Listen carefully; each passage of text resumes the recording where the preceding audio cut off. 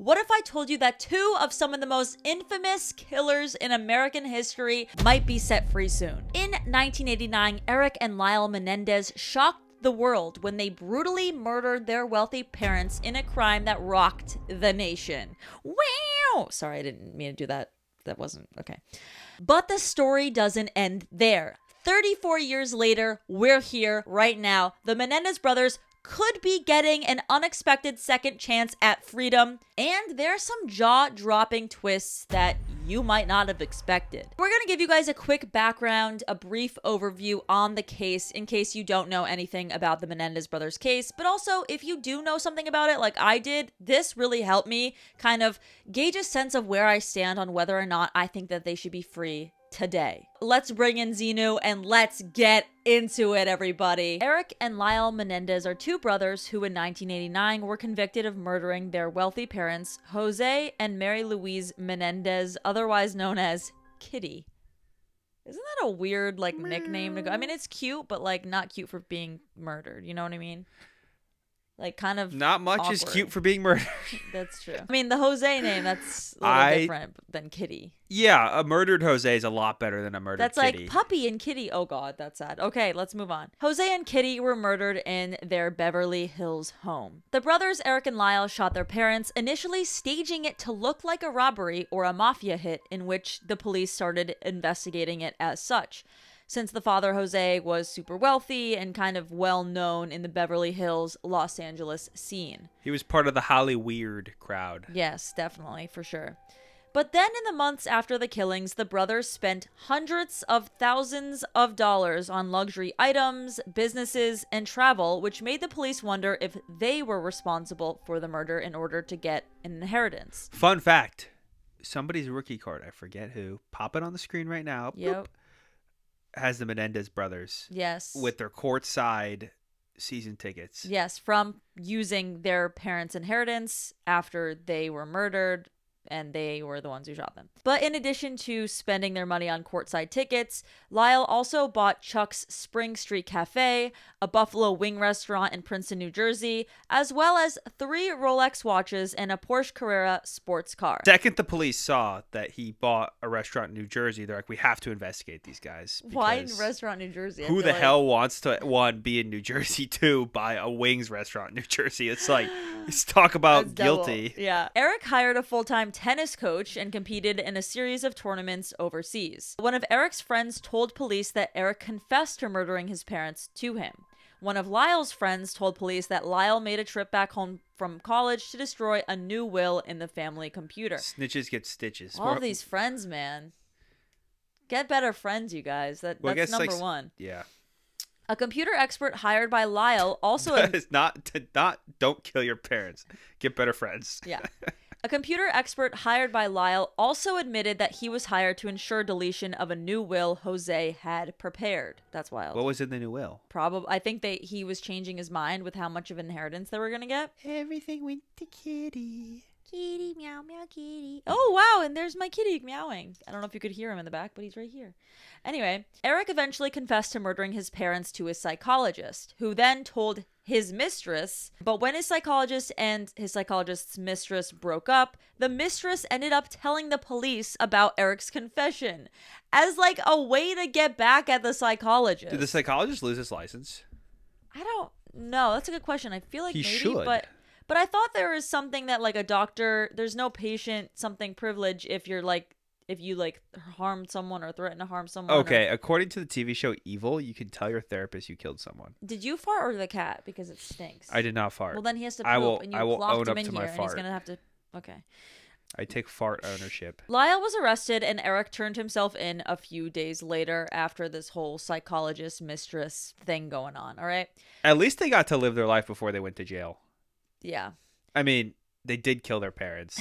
But they were trying to argue that was actually usual spending for them, and it wasn't anything out of the ordinary. They were just rich. But, I mean, clearly they were not spending that much money, while their parents were alive. But anyway, their trial began in 1993. It became highly publicized, with the brothers claiming that they had killed their parents in self-defense after enduring years of sexual, emotional, and physical abuse from their father specifically. The defense argued that the brothers were traumatized and acted out of fear, while the prosecution contended that it was a premeditated crime driven by greed. Lyle and Erik's cousin, Diane Vander Molen, testified that during a stay with the family in the mid-1970s, Lyle confided in her that his father was sexually abusing him. Vander Molen claimed she told Kitty, the mother, about the incident, but Kitty sided with her husband, Jose, accusing her son Lyle of lying. So this is one of the witnesses that were kind of on Lyle and Erik's side. One of the very few that actually knew about the abuse that was going on. But another cousin, Andy Cano, also alleged that as a child, Erik told him about the abuse, which they both described as genital massages. In the first trial, the juries were unable to reach a verdict, resulting in mistrials for both brothers. Apparently, the women in the trial were the ones that were more empathetic, so then they were at like a deadlock jury or whatever it's called. But then, after the second trial, Lyle didn't even take the stand or anything, which I think probably not a good look. But anyway, after the second trial, both brothers were convicted of first-degree murder with special circumstances and were sentenced to life in prison without the possibility of parole. And just a little side note, they both went to different prisons and they weren't reunited since like whatever they were, officially sentenced and whatnot.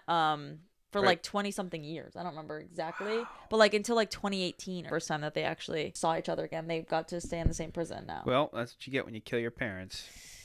Yeah. But also, so here's the thing. It's like, yes, obviously, they shouldn't have killed their parents. Do you want to describe the crime scene?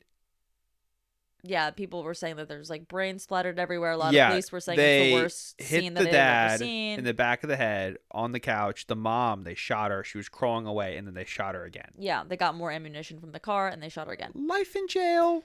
So, but here's the thing. It's like, they do explain it in some documentaries and whatnot about like they were scared for their lives because Erik wanted to leave and Erik told Lyle about the situation that was happening and how his dad was still doing things to him.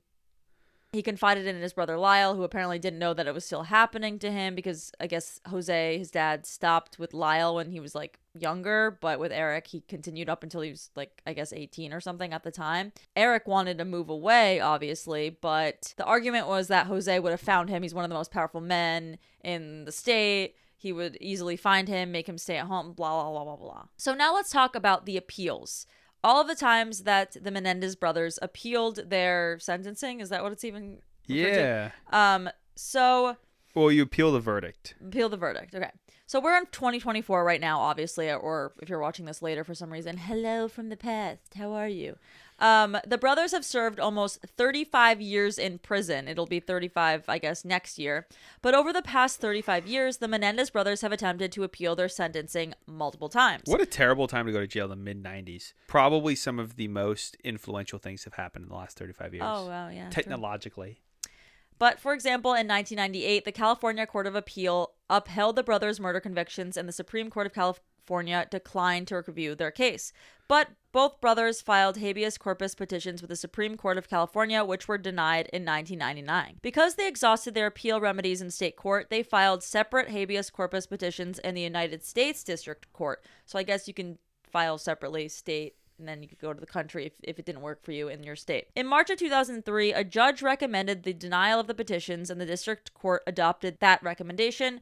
So the brothers then decided to appeal to the United States Courts of Appeals for the Ninth Circuit. September of 2005, a 3-judge panel denied both their habeas corpus petitions. So it did basically all of that is meant to say that they tried numerous times over the past 35 years, but nothing really much had happened for about 18 years since the last time it was, I guess, 2005, until May of 2023, so about a year ago.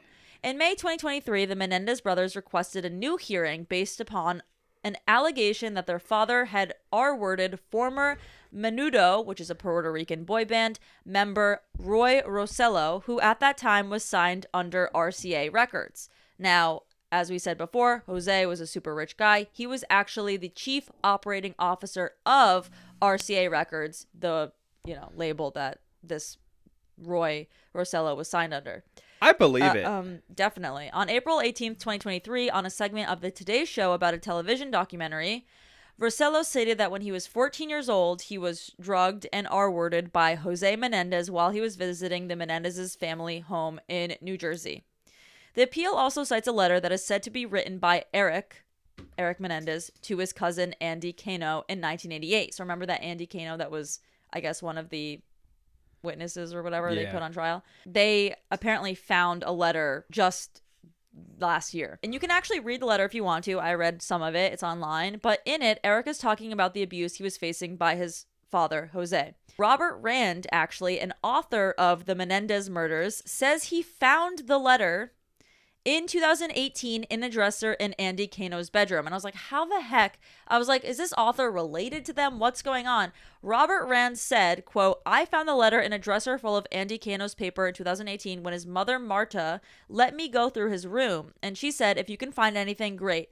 I found that letter and realized it was a major piece of new evidence, said Rand. Now, that letter, as well as the signed declaration from the member Roy Russello of the band Menudo, who said that he too was murdered in the house by Jose Menendez, are the two pieces of evidence that they now have that will be reviewed for the possible request for resentencing of the Menendez brothers. Now, do we think that the letter is fake? Why would the author do that? I mean, I guess he probably is very emotionally tied to it, considering he wrote a whole book about it. Yeah, if you write a book about it, you're kind of committed. But could you really, would you really go on the stand and do that and risk losing everything? Maybe he's in love. Okay, fine. Well, would the Menendez brothers, why wouldn't you just use that one piece of evidence of the guy, Roy Russello? Why would you just put a fake letter? I feel like the letter has to be real, right? I don't know. But now let's talk about this year. The juiciness that is the most recent, that started in October. Why this has been brought up so many times in pop culture. Why we're talking about it right now. Yeah. On October 3rd, 2024, LA District Attorney George Gascon announced in a press conference that his office was actively reviewing the appeal. This is a quote from him. We're not at this point ready to say that we either believe or do not believe that information, Gascon told reporters at a news conference, but we're here to tell you that we have a moral and ethical obligation to review what is being presented to us and make a determination. Gascon noted that more than 300 people have been resentenced during his term and only 4 have gone on to commit a crime again. Now, I'm fine with that as long as the 4 that committed the crimes didn't murder anyone. I have a problem with George Gascon personally, but I won't get into that. But okay, more than 300 people have been resentenced. That's pretty good. Yeah, do you know how many people he just lets out of jail? Yeah, okay. Well, anyway, we're not talking about them. We're talking about the Menendez brothers, okay? On October 24th, 2024, George Gascon held a news conference to announce that he was asking the court for a resentencing of the case. Specifically, he recommended the Menendez brothers' life sentences without the possibility of parole be replaced with a 50 years to life sentence for murder. He said due to their ages at the time of the crimes, they would be eligible for parole immediately. The resentencing of the 50 years to life, I guess, because they were so young when they initially committed the crime, they would be eligible for parole. Xenu had to leave, but if you didn't leave yet, if you're still watching, hi, it's me. Hi, how are you? Okay, let's finish the video. Gascon stated, I don't believe that manslaughter would have been the appropriate charge given the premeditation that was involved, and I do believe that the brothers were subjected to a tremendous amount of dysfunction in the home and molestation. Gascon's recommendation considered the length of time the brothers had already served and their behavior while in prison. Apparently, their behavior was pretty much astounding. They were actually helping other inmates. They were forming different little groups and communities and fighting for the rights of prison inmates, whatever. They were just doing things in prison instead of being like little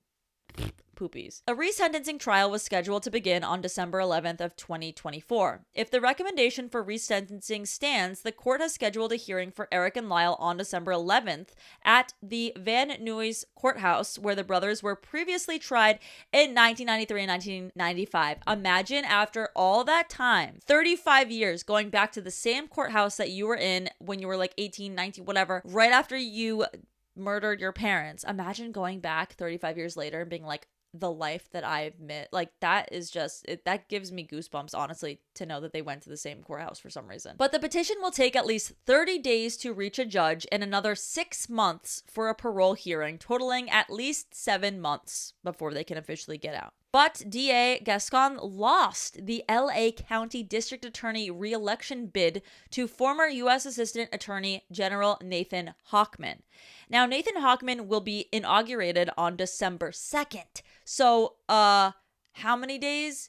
Like 9 days before their trial or resentencing was supposed to happen. wild, okay? But Nathan Hochman also said he would, quote, immediately wipe away many of his predecessors' policies. Now, he didn't specify that he's going to wipe away the Menendez brothers one, but just even saying that is a little concerning for the Menendez brothers and their supporters, I guess, and lawyers.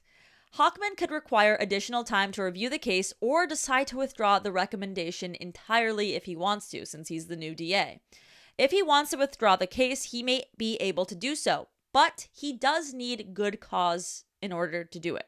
There has to be a reason, a legitimate reason, for him to withdraw the resentencing request. Hochman publicly said he will take time to reevaluate the case, possibly request a continuance, review trial transcripts, examine prison reports, and consult with prosecutors. So he's saying he's going to go in and review this stuff. So let's see if he does. Let's see what happens. If we missed anything, feel free to comment down below anything that you want to mention about the Menendez brothers case, whether you think they should be let out or not. That's always fun to do in the comments, kind of. I mean, no fighting though, okay, guys? But I hope you guys like this video. Make sure to subscribe if you want more true crime and paranormal content. I also live stream every single day. Thank you guys so much again for watching, and I'll see you guys next time on Cauldron Convos. Bye!